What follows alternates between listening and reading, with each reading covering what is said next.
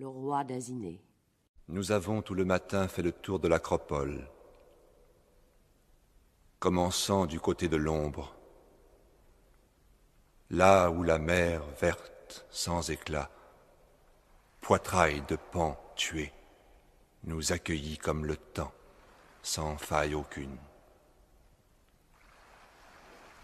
Les veines du rocher descendaient de très haut, cèpes nus, aux sarments enchevêtrés que ranime le contact de l'eau, tandis que l'œil, en les suivant, luttait pour échapper au bercement fastidieux en perdant ses forces sans cesse. Du côté du soleil, un grand rivage déployé, et la lumière, l'immense pierrerie sur les hautes murailles, pas un être vivant, tous les ramiers partis.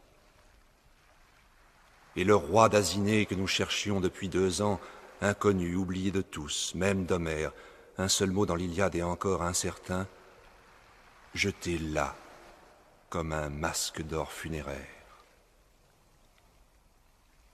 Tu l'as touché. Te souviens-tu du son qu'il rendit, creux dans le jour comme une jarre sèche dans le sol excavé? Et dans la mer, le même son sous nos rames.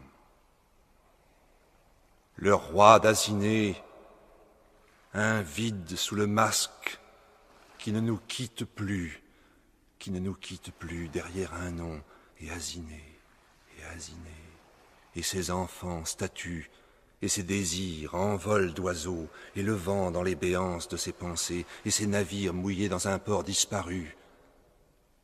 Un vide sous le masque.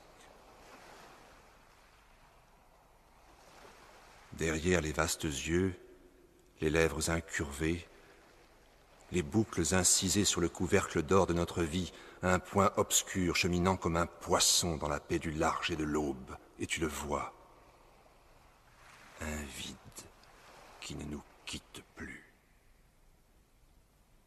Et l'oiseau qui s'est envolé l'autre hiver, l'aile brisée, asile de la vie, et la jeune femme qui s'en alla jouer avec les canines de l'été, et l'âme qui cherche en piaillant le monde souterrain, et ce pays comme une grande feuille de platane qu'emporte le torrent du soleil, avec les monuments anciens et la tristesse du présent.